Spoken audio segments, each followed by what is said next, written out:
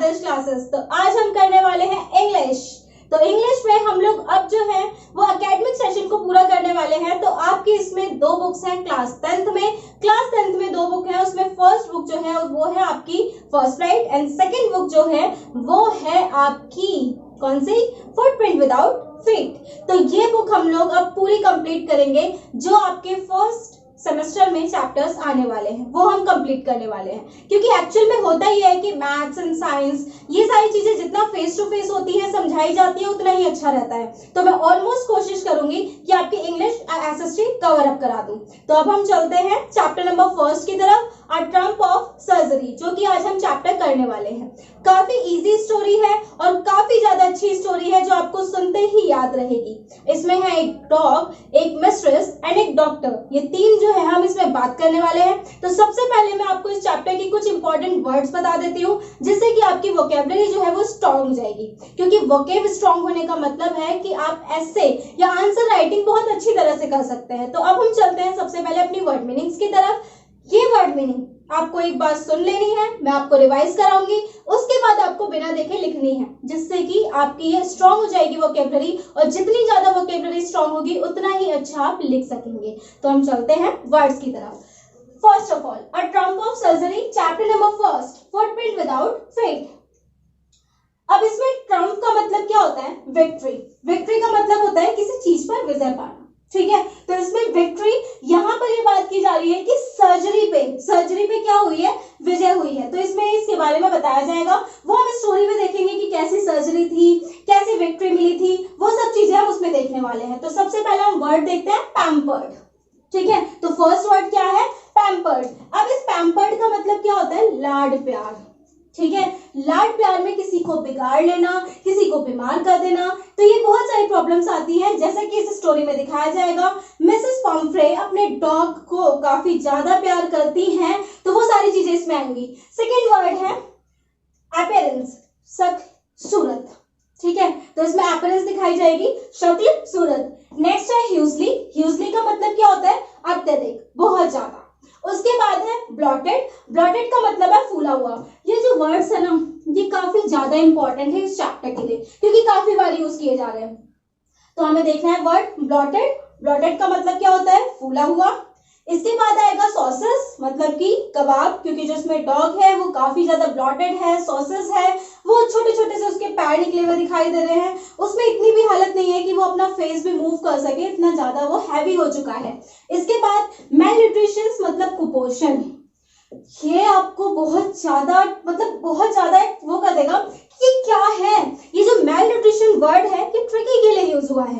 तो ये ट्रिकी के लिए यूज वर्ड क्या आता है, जबकि वो इतना ज्यादा हैवी है लेकिन फिर भी उसकी मिस्ट्रेस इतना प्यार करती हैं कि उन्हें लगता है कि नहीं वो कुपोषित है। उसके बाद है रिलेंट, पछताना पड़ा। रिलेंट के लिए मैंने एक और वर्ड लिखा है, to soften.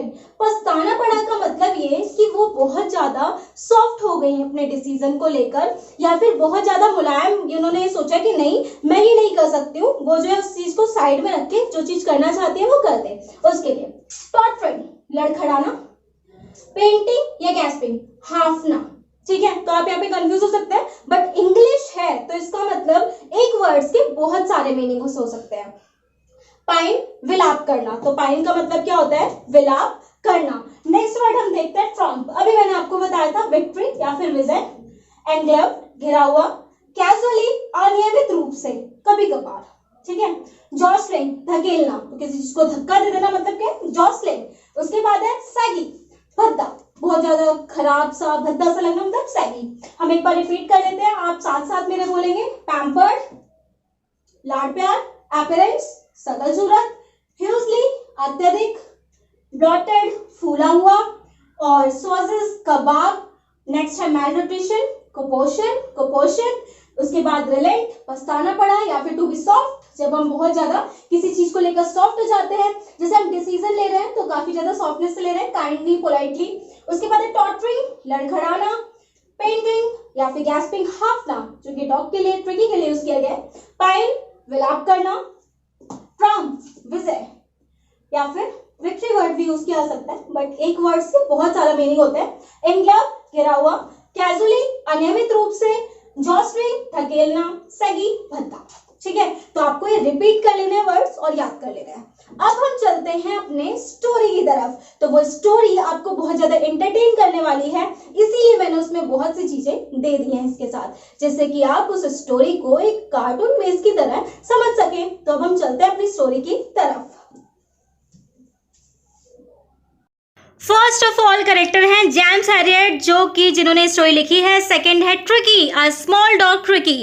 And third character है मिसेस पम्फ्रे, जो कि ट्रिकी को बहुत बहुत प्यार करती हैं। इनसे ज़्यादा कोई डॉग को प्यार कर ही नहीं सकता। सॉरी, डॉग नहीं, हमें इसका ट्रिकी नाम है तो ट्रिकी बोलना है, क्योंकि इन्हें बिल्कुल भी उसे डॉग कहलाना पसंद नहीं है। तो डॉक्टर हैरियट जो कि इनका ध्यान रखेंगे। तो अब हम देखते हैं स्टोरी की तरफ चलते हैं, क्योंकि मिसेस पम्फ्रे अपने ट्रिकी को बहुत प्यार करती है, एज लाइक सन। ठीक है, एज लाइक सन की तरह उसे रखती है और उन्हें बिल्कुल भी पसंद नहीं है। उनको पसंद है कि उसके पास सारी चीज़ें हों, अलग अलग तरीके के कपड़े हो, बाउल्स हो, खाने की अलग अलग तरीके की डिशेस हो, उसके लिए सारी चीज़ें उसके पास प्रोवाइड होनी चाहिए। वाह क्या लाइफ है! सोचो जरा, एक डॉग की लाइफ इतनी अच्छी है, जिसे कुछ नहीं करना, सिर्फ मज़ेदार अच्छा खाना खाना है और अपनी लाइफ अच्छे से स्पेंड करनी है। तो डॉक्टर हैरियट एक्चुअल में वो इसे इतना ज़्यादा खाना खिला देती थी कि वो बहुत ज़्यादा एक टाइम पे बीमार पड़ जाता है और उसे ज़रूरत पड़ती है डॉक्टर हैरियट की, जो उसकी देखभाल करते हैं। इस स्टोरी में होने वाला है ये। तो अब यहाँ पे जो ट्रिकी है वो बहुत ज़्यादा मतलब एक गंभीर हालत में आ जाता है। तो एक दिन होता ये है कि मिस्टर डॉक्टर हैरियट एक जा रहे होते हैं रास्ते में अपनी कार से। तो वहाँ पर वो देखते हैं कि मिसेस पम्फ्रे जो अपने डॉग को लेकर जा रही थी स्ट्रीट से, तो वो वहां पर जाते हैं और देखते हैं the dog was hugely fat. ठीक है, the dog was hugely fat. What is this? He had blood red and driving eyes. उसकी आंखें इस तरह से रेडिश सी हो गई थी। हिज टंग लॉल्ड फ्रॉम हिज, मतलब एक तरह से उसकी जो जीभ थी वो लटक रही थी उसकी पूरे हैवी सी बॉडी के बीच में। तो ये जो है वो अपीयरेंस रखते हैं वो उसको लेकर, डॉग को लेकर, कि वो इस तरह से था। तो मिसेस पम्फ्रे एक्सप्लेन करती हैं कि जो ट्रिकी है वो एक लिस्टलेस है, मतलब उनके लिए बहुत ज़्यादा इंपॉर्टेंट पर्सन है, सॉरी डॉग है। ठीक है, तो वो जो था मतलब वो उससे पूछती है कि आप ये बताइए कि मैंने आपको मना किया था कि आप इसे एक्स्ट्रा मील्स ना दें, ध्यान रखें इसके खाने पे, तो क्या आपने वो स्टार्ट किया? लेकिन उन्होंने वो ऐसा कुछ नहीं किया था।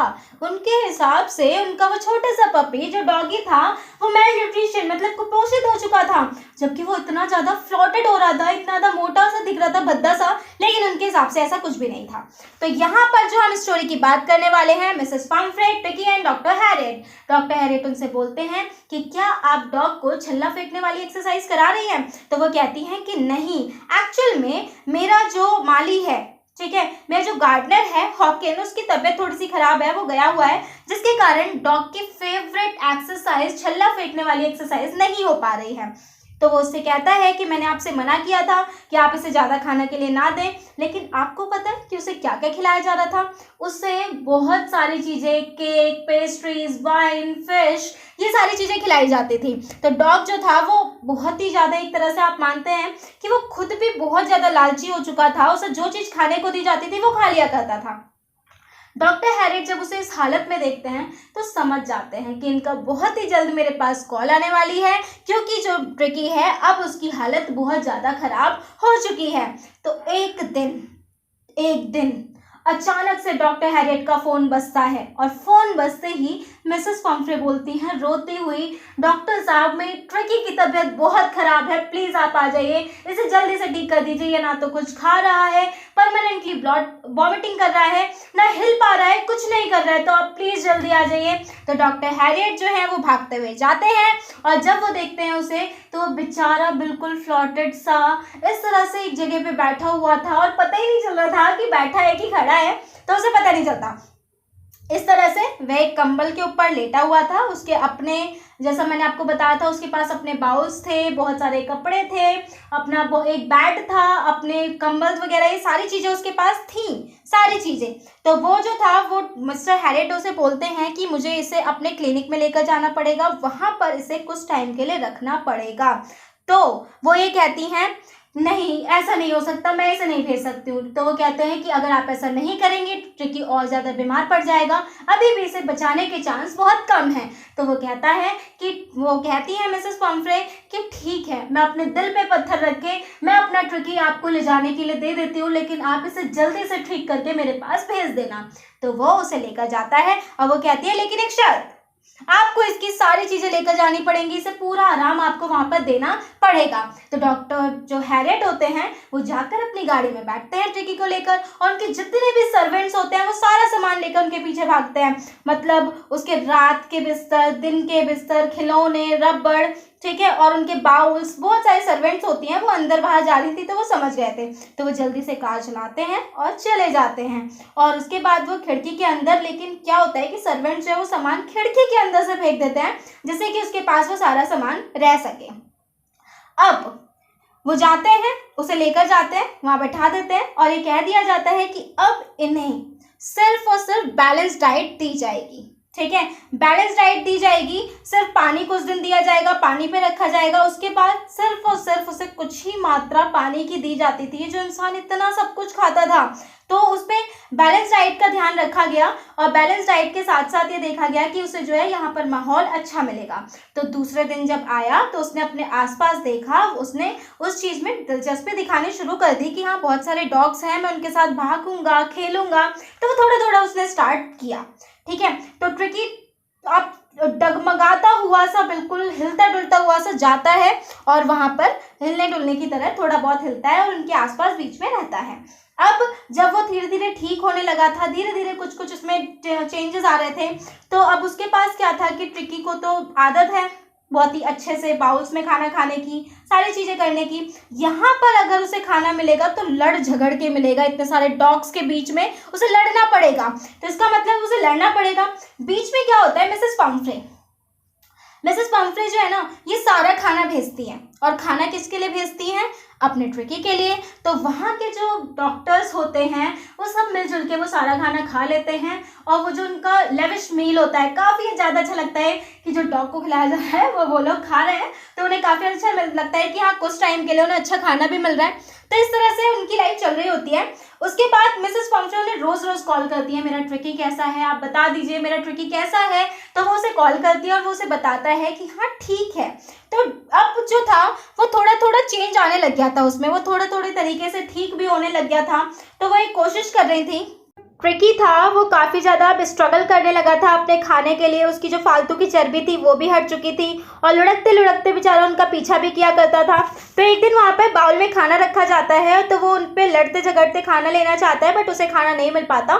जो डॉग्स अदर होते हैं वो खाना लेकर चले जाते हैं, तो वो उस बाउल के आगे चक्कर लगाता है आगे पीछे, और फिर अगले दिन उसके लिए एक न्यू बाउल वहाँ पर रखा जाता है जिससे कि वो खाना खा सके।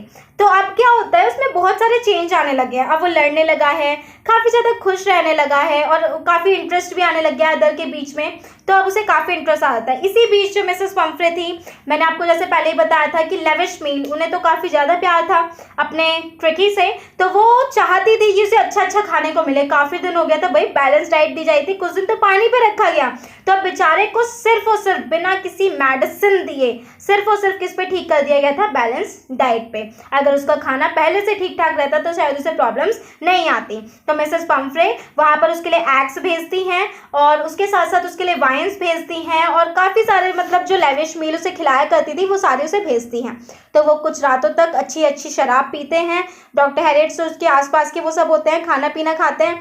उसके बाद उन्हें ये लगता है कि मतलब अब जो था वो काफ़ी ज़्यादा ठीक हो चुका था और काफ़ी मतलब सही भी हो गया था।